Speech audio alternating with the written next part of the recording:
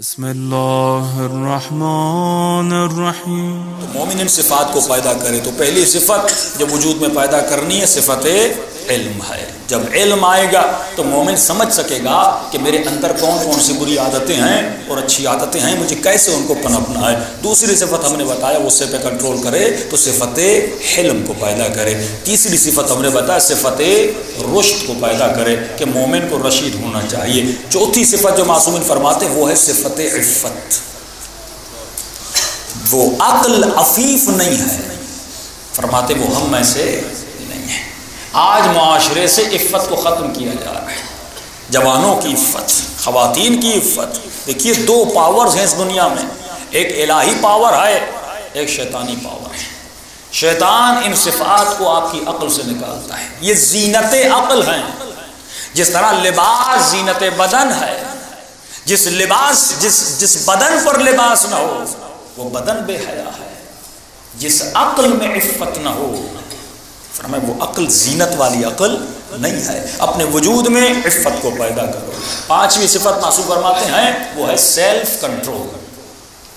جس انسان کے وجود میں کنٹرول نہیں ہے وہ انسان کبھی بھی اہل بیت کی راہ میں چل نہیں سکتا۔ انسان گناہ کب کرتا ہے جب اس کا کنٹرول ختم ہو جاتا ہے۔ اور عقل کا ترجمہ بھی لفظ بند ہے، عقل یعنی گرہ لگانا۔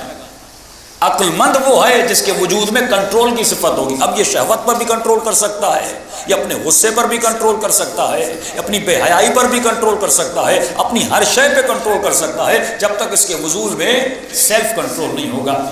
چھٹی صفت جو انسان کے عقل میں ہونی چاہیے فرمایا وہ عزت نفس ہے، سیلف رسپیکٹ ہے۔ ایک مرتبہ سیلف کنٹرول ہے، ایک مرتبہ سیلف رسپیکٹ ہے۔ عقل مند وہ ہے جو اپنے نفس کی خود عزت کرے، یہ نہ کہ اپنی عزت کو بیچ دے۔ فرمائے وہ مومن نہیں جو کوڑی کی وجہ سے عزت کو بیچ دے، وہ مومن نہیں جو پیسوں کی وجہ سے عزت کو بیچ دے، وہ مومن نہیں جو پیسوں کی وجہ سے اپنی عفت کو ختم کر دے۔ فرمایا اگر سیلف رسپیکٹ نہیں ہوگی تو اس میں ساتویں صفت نہیں ہوگی، وہ صفت حیا ہے۔ صفت حیا جب انسان کے وجود میں آتی ہے تو اس انسان میں سیلف رسپیکٹ آتی ہے۔ آج دیکھیے اسلام نے جو تصور دیا، اسلام نے کہا کہ خواتین کو گھروں میں ہونا چاہیے، لیکن چند پیسوں کے لیے اگر انسان خواتین کو باہر کمانے کے لیے بھیج دے اس کی سیلف رسپیکٹ ختم ہو جاتی ہے۔ اس کی سیلف رسپیکٹ اس میں ہے کہ یہ اپنے گھر میں ہو، عزت نفس اس میں ہے کہ گھر میں ہو، لیکن چند پیسے کمانے کی خاطر انسان باہر چلا جائے تاکہ گھر بن جائے۔ معصوم فرماتے ہیں دال روٹی پر گزارا کرو لیکن کبھی بھی اپنی عزت کا سودا نہ کرنا۔ جو عزت پروردگار عالم نے دی ہے، عورت کی عزت جو اللہ نے اسے دی ہے، اسے آرام سے رہنا ہے۔ نفقہ مرد پر واجب ہے، یہ غیرت مرد ہے کہ وہ کمائے اپنی بیوی کو کھلائے، نہ کہ بیوی کو کہے کہ باہر جا کے کماؤ۔ تو اس طرح معاشرے میں عفت ختم ہو جاتی ہے، معاشرے میں حیا ختم ہو جاتا ہے۔ آپ نے گاڑی پیٹرول پمپ پہ کھڑی کی، شیشے بھی اوپر ہیں لیکن سگریٹ کیوں نہیں پیتے؟ کہ نہیں، اندیشہ ہے کہ آگ لگ جائے، اندیشہ گناہ کی وجہ سے خدا کہتا ہے کہ خواتین کو باہر نہیں جانا چاہیے، کیونکہ آپ کو نہیں پتا کسی کی سوچ کیسی ہے۔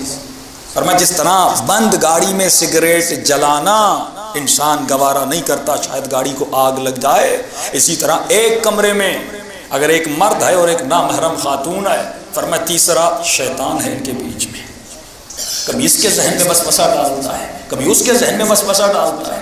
یہی لگژری لائف کا اسٹائل جو مغرب نے ہمیں دیا کہ صرف کماؤ اور کماؤ اس لیے کہ تمہیں اچھا گھر بنانا ہے، تمہیں اچھی گاڑی بنانی ہے، تمہیں اچھا بستر بنانا ہے، تمہیں اچھا اسکول بنانا ہے، تمہیں اچھی تعلیم حاصل کرنی ہے، یہ سب چیزیں اچھی ہیں، لیکن فرمایا ہدف اچھا ہونا چاہیے۔ صرف ہدف اگر دنیا تک باقی رہا تو انسان خسرت دنیا والآخرہ ہو جاتا ہے۔ ہدف اعلیٰ ہونا چاہیے، بہترین ہدف اور ایجوکیشن کا سسٹم جو پروردگار عالم نے دیا، فرمایا ایجوکیشن اور جو تربیت کی ذمہ داری ہے میں نے خاتون کو دی ہے، اور جو کمانے کی ذمہ داری ہے وہ میں نے مرد کو دی ہے۔ مرد کا کام ہے کہ پیسہ کما کر لائے اور عورت کو آسائش دے، اسے سکون دے، اور اس عورت کی ذمہ داری یہ ہے کہ اپنے مہد میں اپنی گود میں ایسے بچوں کو بڑا کرے جیسے کربلا والیوں نے بڑے کیے تھے۔ ظاہر ہے جب کوئی کمانے جائے گا تھکا ٹوٹا ہوا گھر آئے گا، کیا بچوں کو ٹائم دے سکے گا؟